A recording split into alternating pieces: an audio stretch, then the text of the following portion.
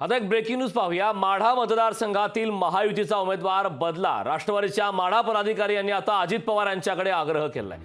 राष्ट्रवादीच्या पदाधिकाऱ्यांच्या भूमिकेने रणजितसिंह निंबाळकर यांच्या अडचणी वाढणार आहेत। आगामी काळात नेमक्या माढ्यामध्ये काय घडामोडी घडतात हे पाहणं महत्त्वाचं आहे। मात्र आता जी ताजी अपडेट येत आहे त्याप्रमाणे आता रणजितसिंह निंबाळकर यांच्या अडचणीत मात्र वाढ होण्याची शक्यता आहे। खरं तर माढा लोकसभा मतदारसंघाची उमेदवारी जाहीर होण्याच्या आधीपासूनच निंबाळकर यांच्या उमेदवारीला विरोध होत होता। मात्र यादीमध्ये निंबाळकरांचं नाव आलं, त्यांची उमेदवारी यादी जाहीर झाली। मात्र त्यानंतर देखील आता वेगवेगळ्या प्रकारच्या नाट्यमय घडामोडी दररोज आपण माढा लोकसभा संदर्भात पाहतोय आणि आता त्यांच्या उमेदवारी संदर्भात देखील उमेदवारी बदलण्याची विनंती केली जाते। माढा मतदारसंघातील उमेदवारी बदलण्यासाठी आता कार्यकर्त्यांनी आग्रह केला। रणजितसिंह निंबाळकरांच्या आता उमेदवारी संदर्भात अडचणी वाढण्याची शक्यता आहे। मोठी अपडेट येत आहे। माढा मतदारसंघातील महायुतीचा उमेदवार बदला। राष्ट्रवादीच्या माढा पदाधिकारी यांनी अजित पवार यांच्याकडे आग्रह केला। याबाबतचे ताजी अपडेट देण्यासाठी आपले प्रतिनिधी अमोल धर्माधिकारी आपल्यासोबत जोडलेले आहेत।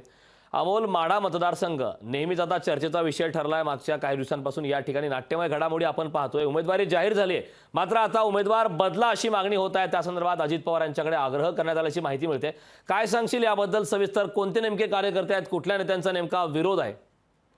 खरं तर माढा मतदारसंघामधले जे फलटणचे म्हणजे रामराजे नाईक निंबाळकर यांचे जे पदाधिकारी आहेत यांनी ही खरं तर मागणी केलेली आहे आणि अजित पवार यांच्या समोर थेट माढ्याचा उमेदवार बदला अशा पद्धतीची मागणी करण्यात आलेली आहे। जर इथं पराभव झाला तर त्याला आपण जबाबदार नसणार असं सुद्धा इशारा जो आहे तो थेट अजित पवार यांना दिलेला आहे। कार्यकर्त्यांमध्ये आणि ग्राउंड लेवलला माढा मतदारसंघामध्ये जे विद्यमान खासदार आहेत ज्यांना महायुतीकडून उमेदवारी जाहीर करण्यात आलेली आहे त्यांच्याबद्दल तीव्र नाराजी आहे आणि त्यामुळे वेळीच योग्य ते पाऊल आपण उचलावं अशा पद्धतीची मागणी सुद्धा यामध्ये करण्यात आलेली आहे।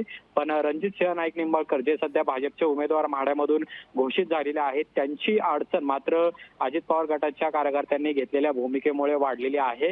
मात्र आता अजित पवार या कार्यकर्त्यांची आणि पदाधिकाऱ्यांची समजूत काढतात का हे सुद्धा पाहणं महत्त्वाचं आहे। पण एकीकडे आतापर्यंत आपण पाहिलं की रामराजे हे रणजितसिंह नाईक निंबाळकरांना विरोध करत होते, मात्र आता थेट पदाधिकाऱ्यांनी सुद्धा त्यांच्या भावना आहेत त्या बोलून दाखवलेल्या आहेत आणि या मतदारसंघामध्ये कार्यकर्ते निवडणुकीमध्ये रणजितसिंह नाईक निंबाळकर यांचं काम करणार नाही असं सुद्धा स्पष्ट भूमिका आहे ती पदाधिकाऱ्यांनी घेतलेली आहे आणि पराभव झाल्यास आपण जबाबदार नाही असं सुद्धा अजित पवारांना म्हटलेलं आहे। त्यामुळे आता अजित पवार याबाबतची काय भूमिका घेतात, कार्यकर्त्यांना समजावण्यात ते यशस्वी ठरतात का हे सुद्धा पाहणं महत्त्वाचं आहे। पण रणजितसिंह नाईक निंबाळकरांच्या अडचणी मात्र अजित पवार गटाच्या भूमिकेमुळे वाढलेल्या आहेत। अगदी अमोल, या बाबतीत नेमक्या पुढे काय घडामोडी घडतात, कशा प्रकारे या पदाधिकाऱ्यांची कार्यकर्त्यांची मनधरणी करण्यात अजित पवार यशस्वी होतात हे पाहणं महत्त्वाचं आहे।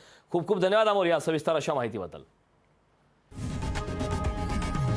लोकशाही मराठी ऐका, पहा, जागरूक रहा।